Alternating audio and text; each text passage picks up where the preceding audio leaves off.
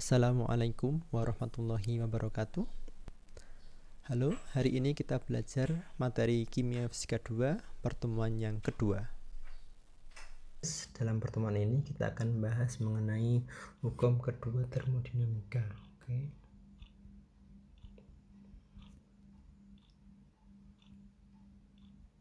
Dari hukum kedua termodinamika ini kita akan fokus membahas pada satu entropi, ya. Yang kedua adalah aplikasinya dalam 4 keadaan, gitu ya. Aplikasi dalam 4 keadaan bisa isobarik, gitu ya. Jadi kemarin kita sudah pelajari ya, isobarik, isotermal, dan adiabatik. Yang terakhir nanti kita akan pelajari mengenai pencampuran antar keempat keadaan ini, gitu ya. Atau dalam yang terakhir kita mempelajarinya dalam tabel kemarin ya. Jadi dalam tabel suatu siklus, gitu ya. Nah, yang pertama kita akan bahas mengenai entropi, gitu ya. Entropi dalam secara umum itu dikenal dengan derajat ketidakteraturan, gitu ya. Atau kalau lebih jelas lagi, entropi ini dikenal dengan sebagai fungsi keadaan termodinamika,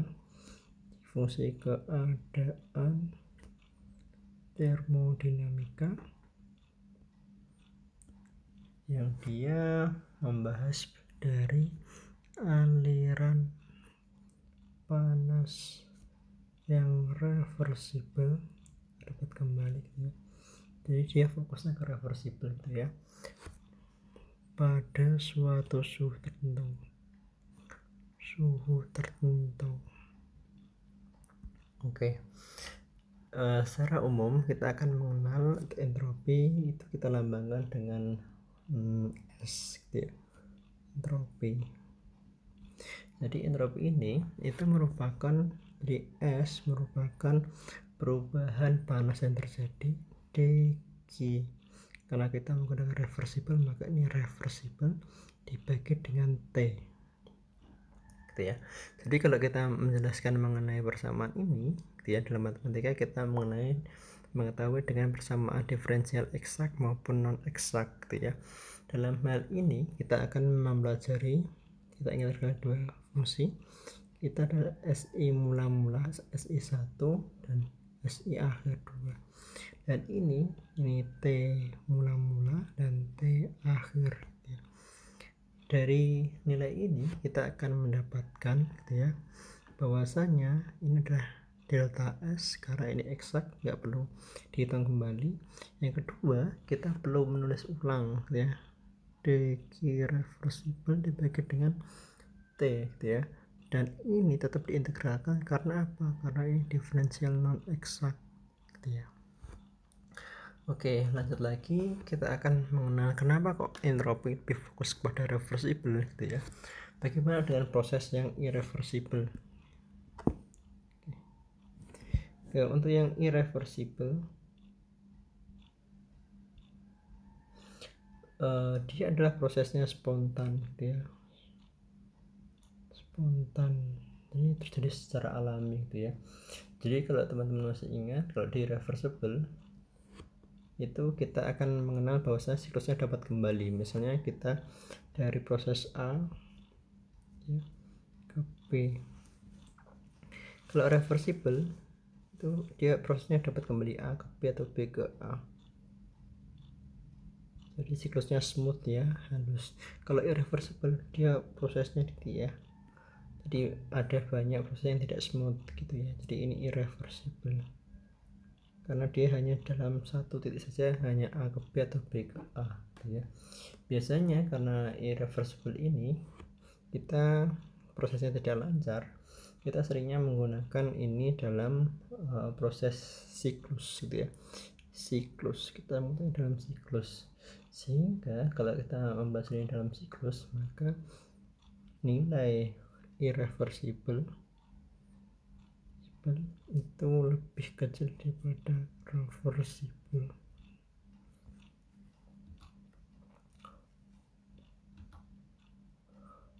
Oke, dalam hal ini kita akan menjelaskan mengenai kenapa yang irreversible itu lebih kecil daripada reversible. Karena yang jelas yang pertama, prosesnya yang irreversible dia tidak lancar gitu ya, prosesnya tidak dapat kembali lagi juga. Kalau kita tuliskan dalam bentuk integralnya gitu ya, saya ke halaman selanjutnya saja, kita tuliskan nilainya dq reversible per t. Jadi kita integral tadi ya, itu nilainya kurang dari 0.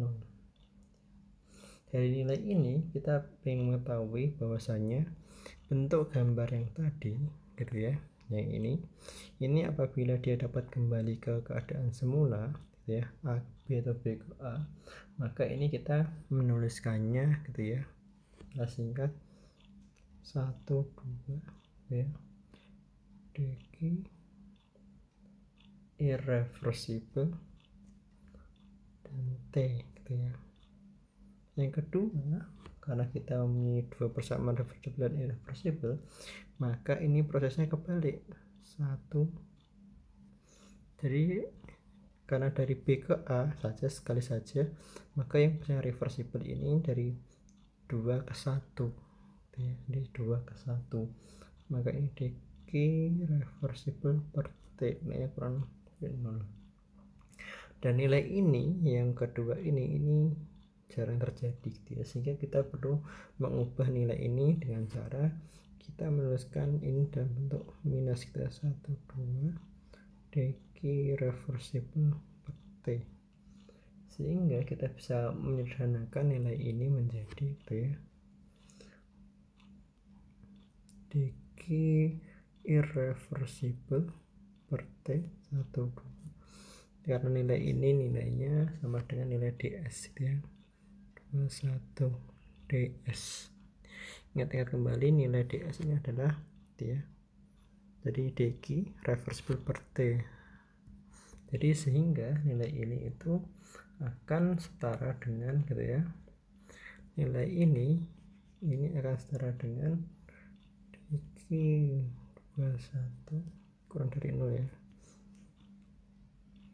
kurang dari 0. Kalau kita pindah ke ruas yang kanan, maka dq irreversible per T itu nilainya lebih kecil daripada ds, sehingga secara umum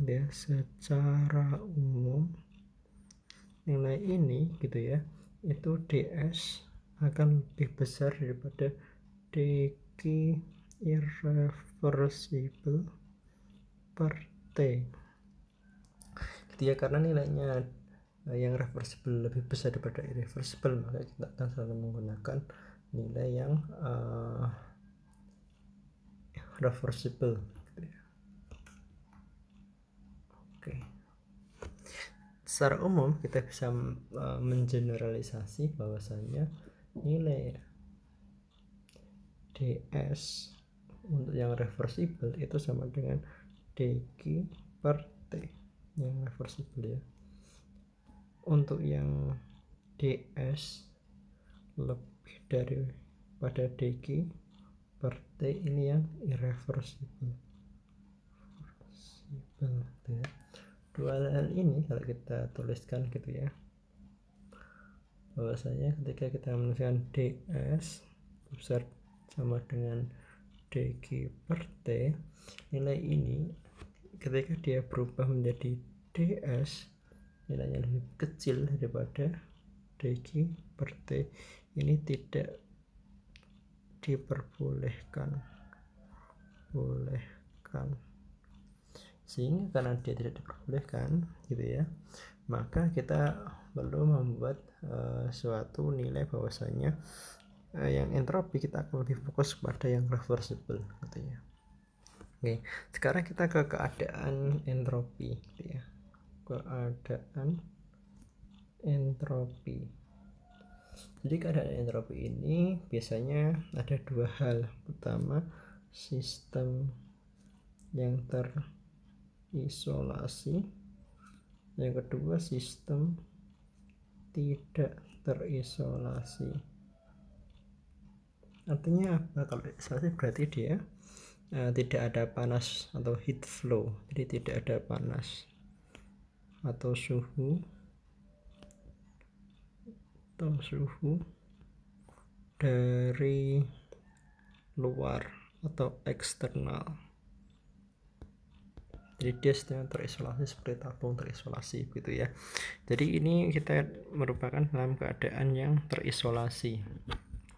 Sehingga ketika dia dalam keadaan terisolasi, maka dq itu sama dengan 0 karena dia tidak ada panas. Sehingga kita tuliskan ulang, ds lebih besar daripada dq per t. Karena dq sama dengan 0, maka kita bisa coret nilainya gitu ya.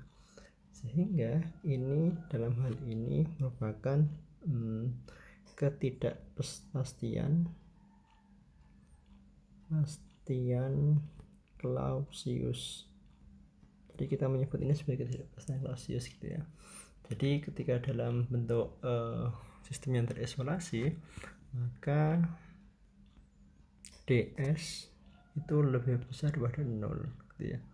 Atau misalnya untuk sistem yang misalnya kalau saya generalkan yang pertama, ds lebih besar daripada 0 jika irreversible. 2, ds sama dengan 0 jika reversible. Yang ketiga, ds itu tidak boleh kecil daripada 0 gitu ya. Tidak boleh. Jadi ini untuk sistem yang terisolasi gitu ya. Bagaimana dengan sistem yang tidak terisolasi gitu ya. Jadi gambarannya perbedaan sistem yang tidak terisolasi. 2, sistem tidak terisolasi. Jadi yang pertama sistem terisolasi karena dia tidak ada pengaruh dari tekanan, panas, dan suhu dari luar. Kalau tidak terisolasi, misalnya kita mempunyai suatu pengandaian bahwasanya kita mempunyai lingkaran ini masuk dalam sistem, sehingga dalam sistem itu pasti ada yang namanya lingkungan yang mengaruhi gitu ya. Yang kedua, kita punya lingkungan. Dalam sistem dan lingkungan, misalnya kita hidup di dunia gitu ya, di bumi, pasti ada lingkungan yang mengaruhi. Ini akan masuk dalam suatu namanya universe atau alam semesta gitu ya. Jadi ketika dia sistemnya dalam bentuk semesta gitu ya, maka ini merupakan sistem yang non-isolated system. Ketika dia ada pengaruh dari lingkungan, maka ds universe itu lebih besar sama dengan 0. Maka di sini kita bisa menuliskan ds universe sama dengan ds system tambah dengan ds lingkungan. Nilainya lebih besar daripada sama dengan 0.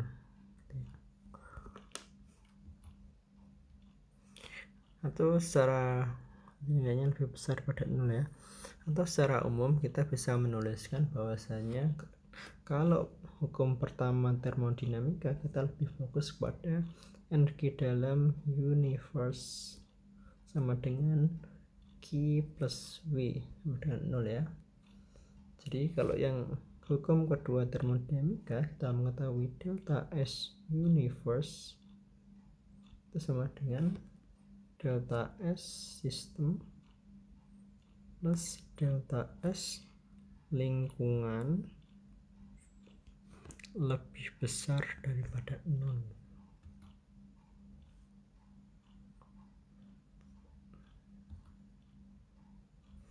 Jadi kita akan menghitung gitu ya, berapa persamaan dari delta S universe gitu ya. Jadi kalau lebih banyak di hukum termodinamika yang kedua ini, kita akan berhubungan dengan delta S yang non isolated atau sistem yang tidak terisolasi gitu ya. Jadi yang pertama kita akan melibatkan suatu contoh bahwasanya ketika ada sistem dan ada pengaruh dari lingkungan, maka ketika ada pengaruh dari lingkungan kita bisa mengetahui nilai Q itu sama dengan minus Q gitu ya, sehingga ketika dia nilai ini sama dengan yang ada di lingkungan, maka T sistem, panas sistem itu sama dengan panas lingkungan, atau delta S universe sama dengan 0. Ini dikenal dengan persamaan panas. Sehingga dari sini kita bisa mengetahui bahwasanya delta S system itu sama dengan minus Q per T system, karena dia ada pengaruh dari lingkungan gitu ya.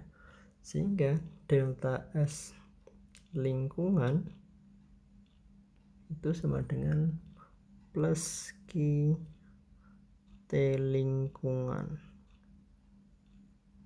Oke, dari sini kita bisa mengetahui bahwasanya T sistem, T lingkungan itu nilainya akan lebih kecil daripada T sistem.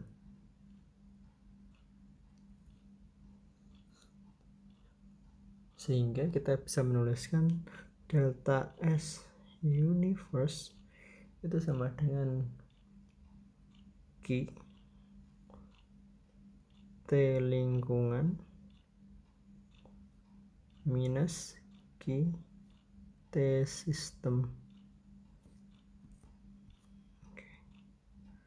Jadi kita punya persamaan ini ya. Jadi untuk delta S universe itu sama dengan Q lingkungan per T lingkungan dikurangi Q T sistem ya.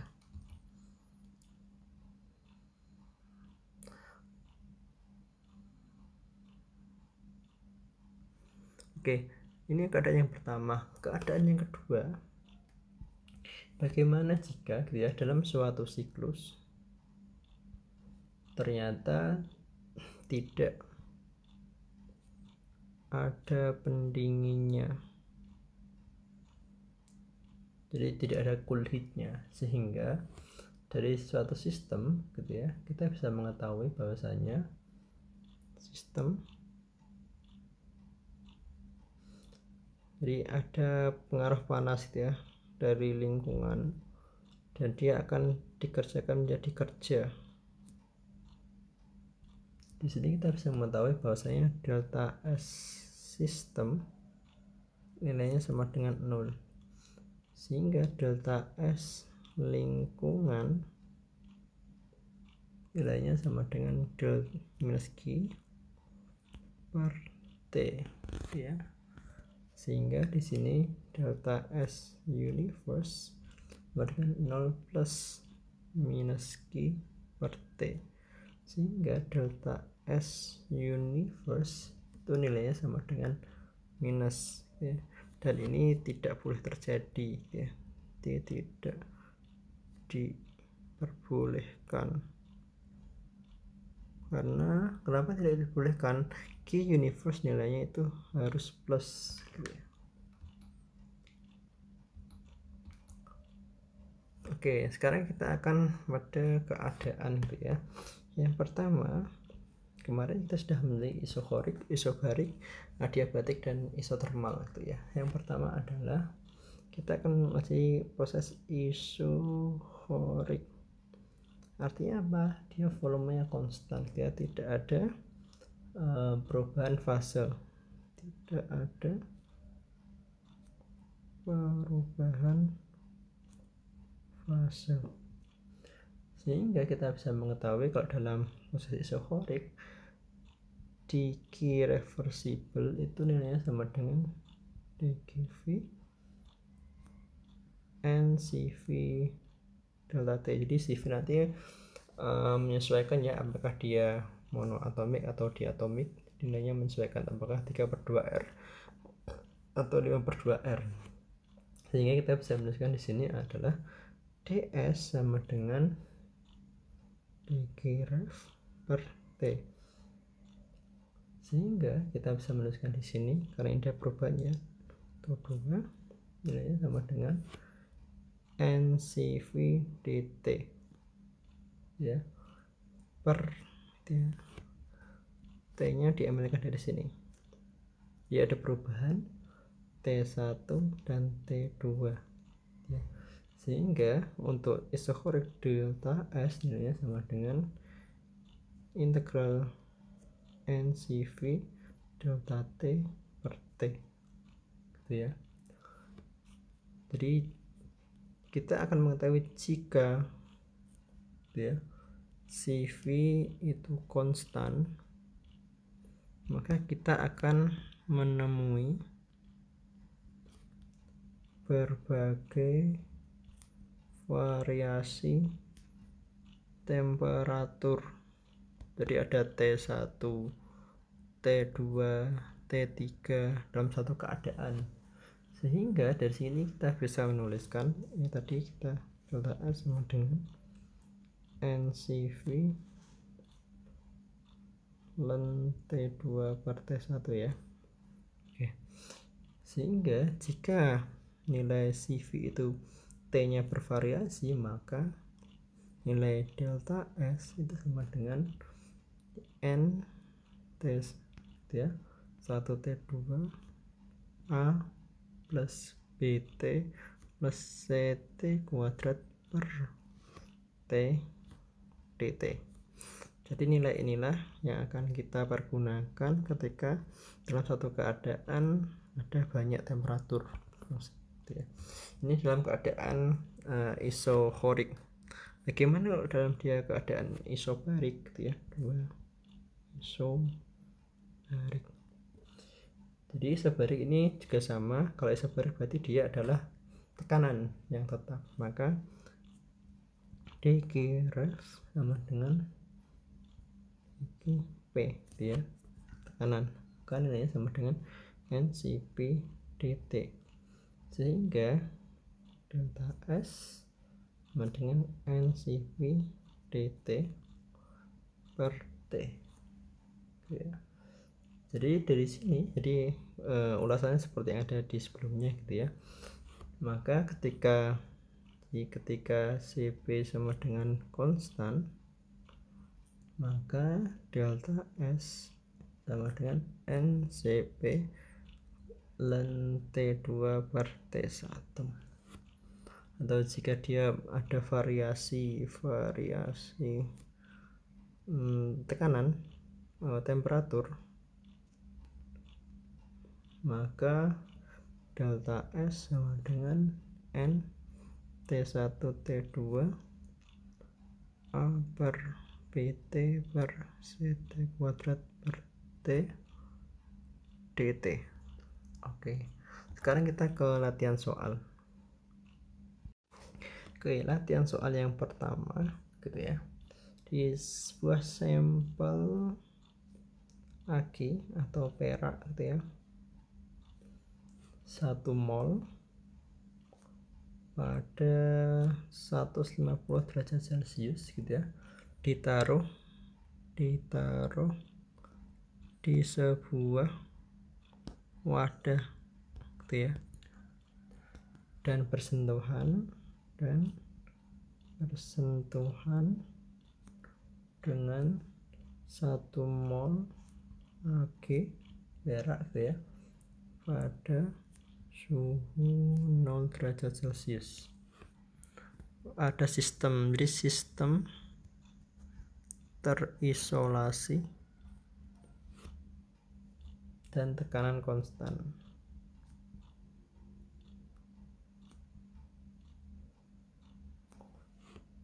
Hitunglah gitu ya. A suhu akhir kedua wadah. B nilai S atau entropi untuk sampel Ag panas gitu ya, suhunya 150 derajat Celcius. CS sampel Ag dingin ya, 0 derajat Celcius. D gitu ya, S total pada sistem. Oke. Jadi untuk menjawab ini merupakan gabungan antara isokorik dan isobarik gitu ya. Jadi diketahui nilai dari CP jadi saya tidak memakai 3/2 atau R gitu atau 5/2 R. Saya akan tentukan nilai CV sama dengan 25,75 Joule per mol Kelvin gini ya. Jadi nilai ini sudah saya tentukan, sehingga teman-teman harus menghitung gitu ya. Kita akan selesaikan dimulai dari yang soal A gitu ya. Yang pertama, saya akan mengilustrasikan bahwasanya kita punya sebuah sampel gitu ya. Katakanlah A. Suhunya adalah 150 derajat Celcius kalau kita 150 Celcius plus 273,15 ya Kelvin, sehingga dia nilainya adalah 423,15 Kelvin. Saya tambah yang kedua ya, saya punya sampel B ya, nilainya adalah 0 derajat Celcius plus 273,15 Kelvin. Ini 273,15 Kelvin ya. Jadi panas sama dingin kita campur gitu ya.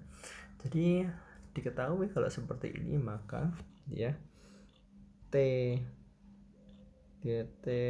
panas A sama dengan T dingin B gitu ya.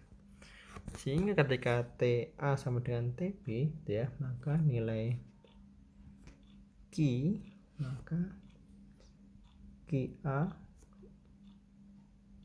plus QB itu sama dengan 0, sehingga QA sama dengan minus QB. Lalu kita pindahkan ruasnya ya. Yang pertama, dari sini kita akan mengetahui gitu ya, jadi ini suhu akhir ya, suhu akhir. Di sini kita bisa mengetahui bahwasanya nilai QA ini sama dengan NA ya, CP ln gitu ya. Tadi kita bisa mengetahui ln ya, tapi kita bisa sederhanakan jadi T akhir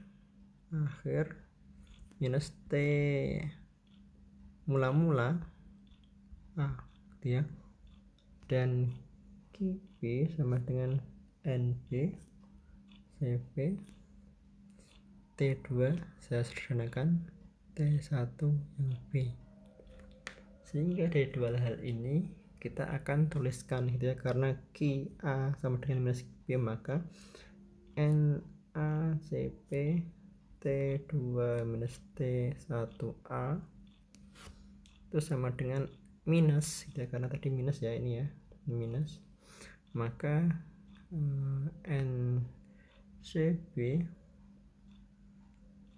CP gitu ya, NB T2 minus T1 B.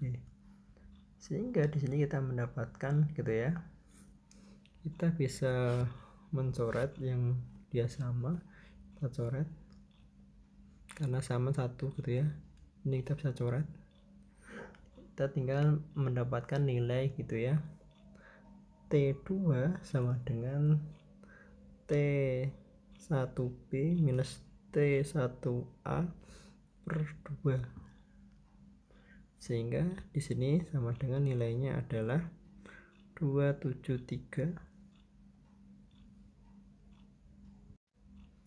sorry ini plus ya, 273,15 ditambah 423,15 Kelvin per 2, maka T2 nilainya sama dengan 348,15 Kelvin ya.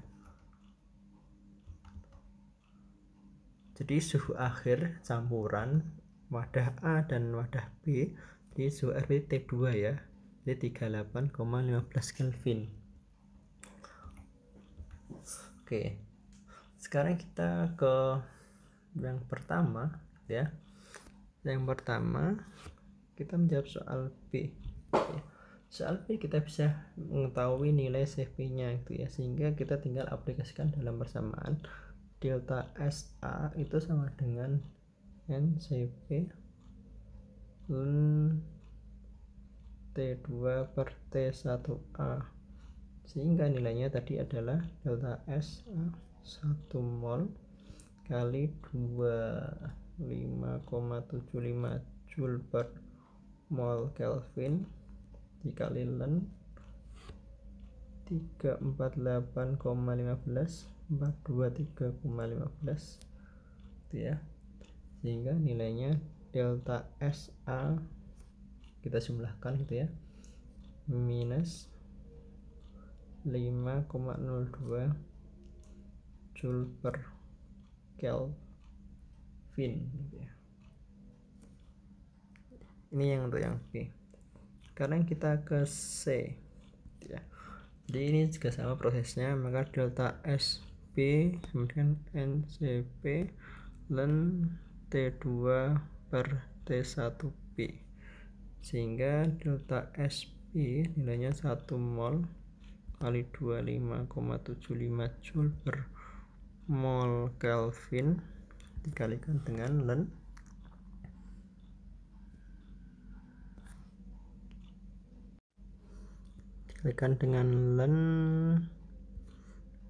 273,15 per 4 sorry